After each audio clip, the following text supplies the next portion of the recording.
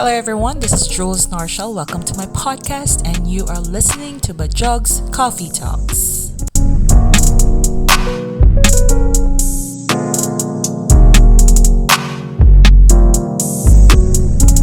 Okay, so for today's topic, pag-usapan natin yung mga usap-usapan recently. And tayong mga chismoso at chismosa, gusto natin mga ganitong usapan.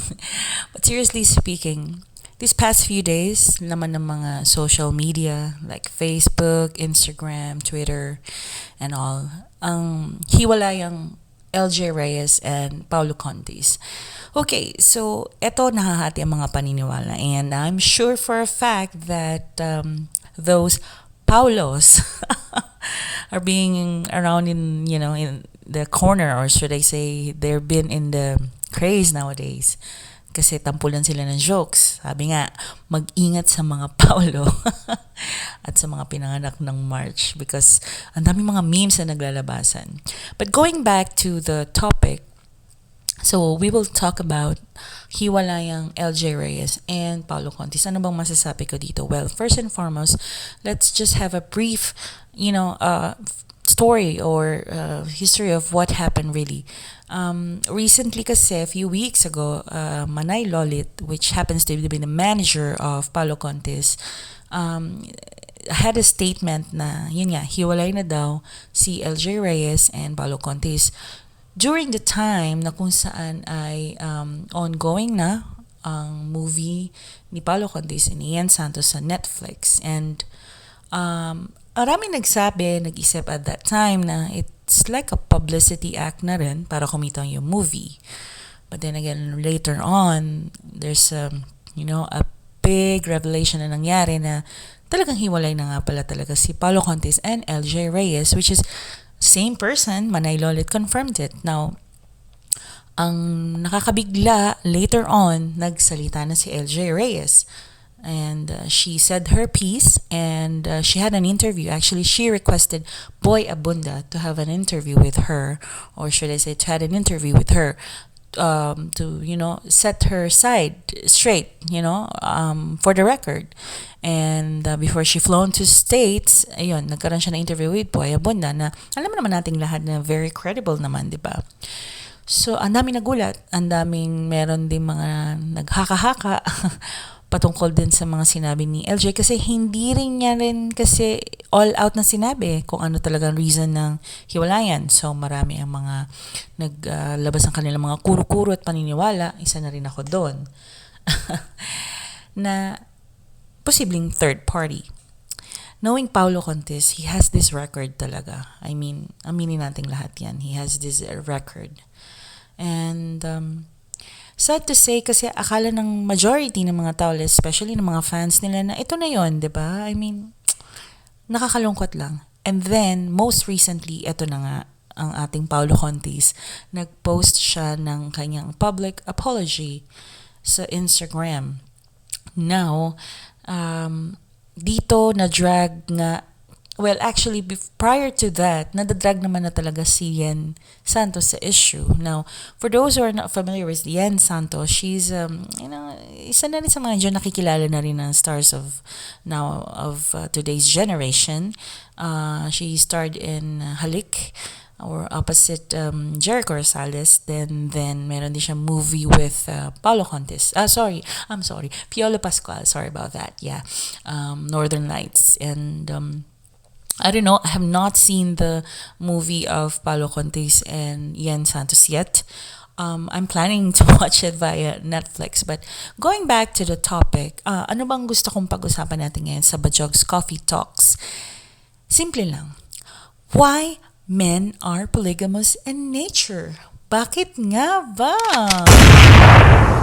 Well, if I say my opinion on this, I think men are just using this an excuse, or a scapegoat para mapagtakpan yung idea that they've committed or committing adultery or infidelity na nakakasakit sila sa kanilang mga partners. Sad to say, no? Well, pasintabi sa mga lalaki ha. I'm not making it like kayong lahat ganon, okay? I'm just saying that majority are. I know for a fact that there are some men still out there who are, faithful and very loyal to their partners. We're talking in general here. And kung maiisip nyo or mapapansin nyo, lately it's like parang nagiging norm na eh. Majority or actually there's a survey na karamihan ng mga breakups or hiwalayan ay third party ang reason. Nakakalungkot lang that you both are committed. Nangako kayo sa harap ng bandana or should I say sa harap ng altar, but then hindi rin pala mag-end up together. Hashtag walang forever. Ang sakit pakinggan, di ba? Okay, live-in partners kayo, you're not yet married, parang ang dali lang para sa inyo natapusin. Pero di ba, when you are in a relationship, commitment should be there. May papel man o wala. May anak man kayo o wala.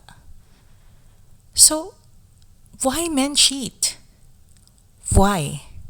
Yan ang mga tanong ng mga karamihan ng mga babae or ng mga partners na nasaktan or naloko ng mga partners nila. Now, going back to Paolo, LJ, and Yen issue, it's sad kasi Paolo didn't change at all. Same problem, same scenario. And yung reason niya na he went to Baguio dahil naguguhan ang utak niya and Yen was there, come on guys. Hindi bulagang tao. Lalong magpapakatanga si LJ. Ang funny lang kasi I feel bad for you, Paolo, kasi yung nag-post ka pa ng public apology for what? In what sense? Ganun din eh. Pinagtakpan mo pa rin yung kasalanan mo. What are you trying to justify? Tingin nyo, Yen just went there as a friend? Wala ka bang ibang friend? Anyway, kung sa akin mo i-excuse yan, Paolo, I'm sorry, baka mabigwasan pa kita. Ang lungkot lang kasi ang dami-dami mga celebrities and karamihan sa kanila ng mga naghiwalay is because of third party. Ngayon, pag-usapan natin, why men cheat? Bakit nga ba? Actually, there's this book that I've read, okay, from psychologist, and he right up there 13 reasons why men cheat. Nag-base din siya sa mga counseling sessions na meron siya out from his patients or mga couples na hinandle. These 13 reasons, I'm going to give the credit to Dr. Robert Wells. Okay, he made it 13 reasons, or he write up 13 reasons why men cheat. So, isa-isahin natin to. Number 1, he put reason is immaturity. Okay, may mga lalaki, okay, na medyo hindi open sa committed relationships. Hindi nila fully naiintindihan. Okay? What are the consequences of hurting their partners because of this underlying, issue that they're having? So, yun. Men are also immature in nature. Joke lang. Second is co-occurring issues. Yung may mga unresolved issues, like for example, alcohol problem, drugs, sexual addiction, it happens also. And ito yung mga compulsive engages behaviors ng isang lalaki na hindi may iwasan. And dito, kapag may mga ganitong unresolved issues, nagiging blinded ang decision making ng isang tao. Not just the men, but in human in general. Third is insecurity. Okay, ang dami yan. Maraming dumadaan sa ganyan, and not just men. But when it comes to this, why men, is committing, or should I say, why men cheat, isa ng reason nga itong insecurity. Sometimes they feel matanda na sila, na hindi na sila gwapo enough, hindi sila mayaman, hindi sila matalino. You know, naglilink ito for cheating. And some men, okay, majority of men are having this midlife crisis. Nangyayari ito sa kanila. Para silang naghahanap ng validation, na magkaroon ulit ng spark, yung feeling na gustuhin pa rin sila, na they are worthy or being desired, something to that effect. Fourth is, it's over version 1. Okay. In a relationship si guy, but hindi niya pa kayang mahiwalayan yung partner niya. So, in a way, he will cheat para ma-end up niya na yung relationship niya sa kanyang partner. Which is, oh my goodness, this should not be done. Okay? Parang be a man, di ba? Makipaghiwalay ka na maayos. But sadly, ito rin ang isa sa mga way na ginagawa ng mga lalaki to end their current relationship. Fifth is, it's over version 2. Oh, ito na. Same thing ng version 1. To end up this current relationship, ang gagawin niya, hahanap siya ng kapalit, or should I say may kapalit na, for example, para yun na rin na maging reason na to break up with the current. Ito talaga yung mga masasakit, diba? Na fall out of love ka na, sinaktan mo pa. Men, you guys are being unrealistic, unreasonable. Come on. I think you can do better than that. Parang deserve pa rin ng mga partners nyo. And no, it's not parang. Should be, okay? Deserve ng mga partners nyo na, be mature enough to end the relationship in a proper way. Diba? Hindi yung bigla ka na lang magsasabing, it's not you, it's me. Nalilito ako, naguguluhan ako, I need space. Come on, guys. Cut that BS, right? Cut it out. Okay, next is sixth, lack of male social support. Okay, may mga lalaki kasi na parang kulang na sila sa atensyon. Okay? Hindi naman sa parang papansin, but they feel that they're no longer valued. And naghahanap din sila ng mga support from their friends with other men. Okay?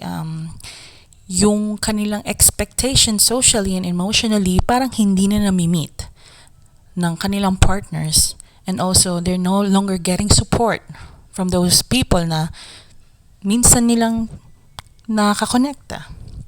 So parang nababawasan yung fulfillment nila out of it. Seventh is confusion about limerence versus commitment. Okay, when you say limerence, ito yung parang hindi parang. Why I keep on saying parang? This is the tendency of men na mag overly or intense sexual desire. In a way, infatuation, you call it that way, yung mga urge, yung ganon. And dito madalas talaga nangyayari sa mga lalaki na they get confused between short-term relationship versus long-term relationship.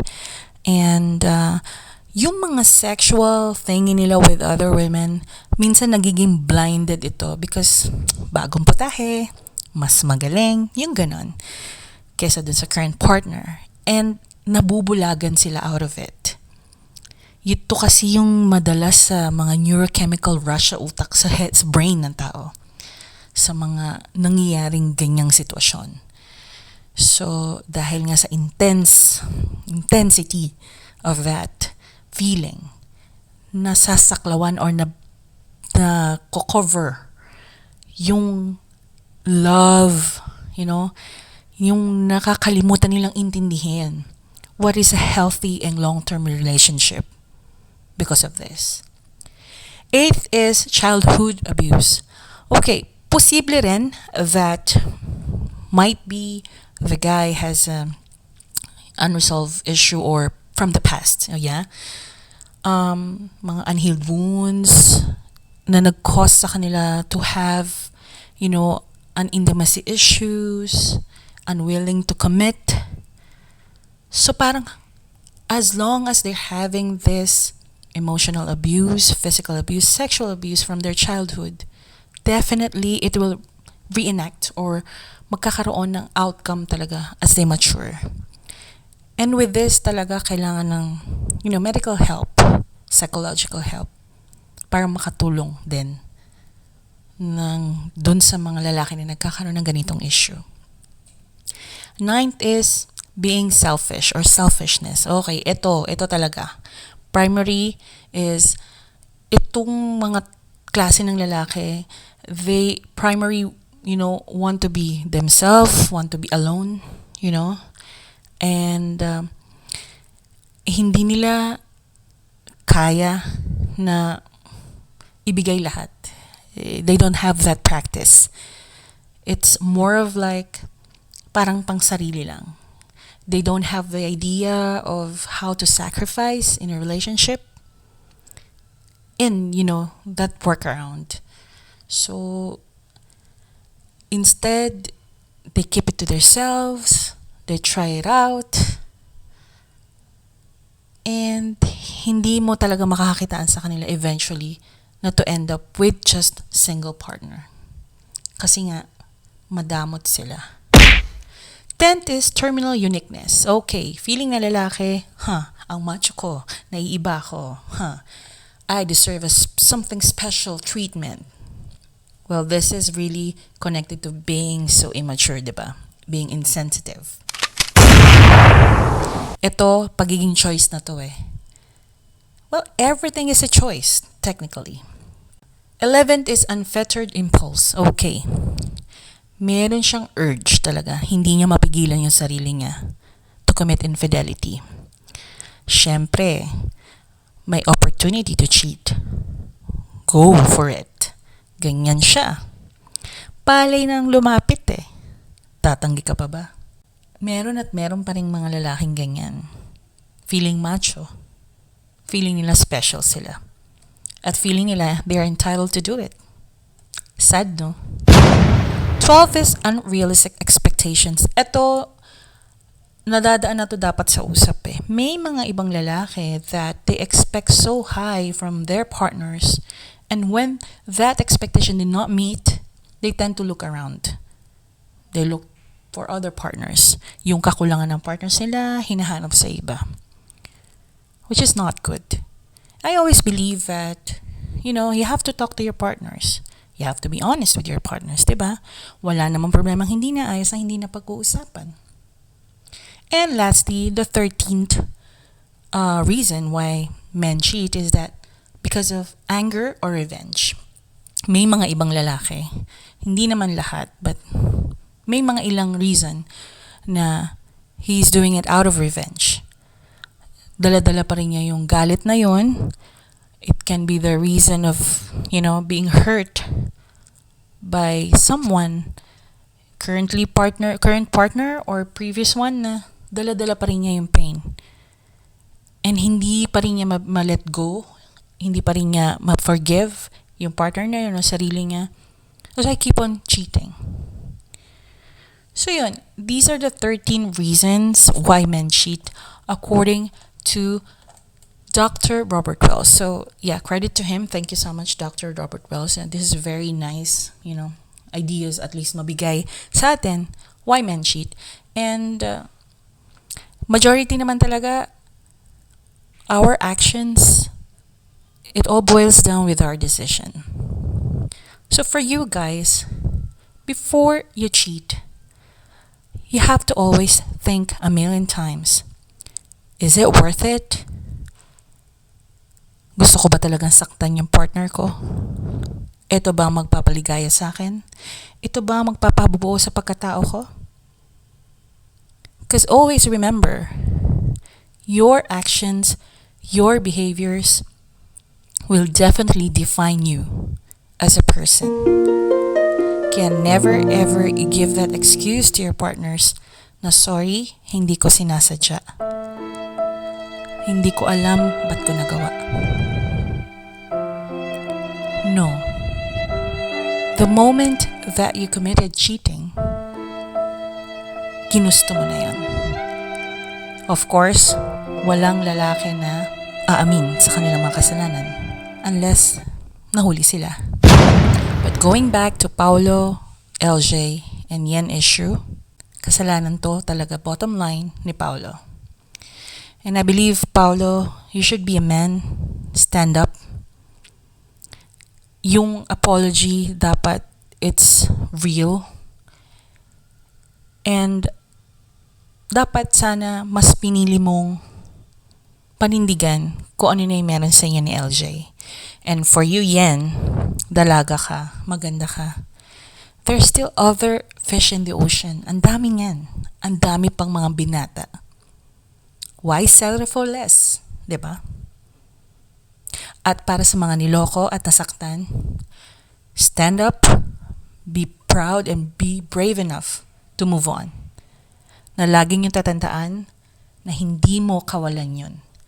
Kawalan nila yun. So, that's it for our podcast for today. Sana na-enlighten kayo. Thank you so much for your time. And once again, this is Jules Norshall. Thank you for listening to Bajog's Coffee Talks. So the love can be found in all the small things. Your hands can't even carry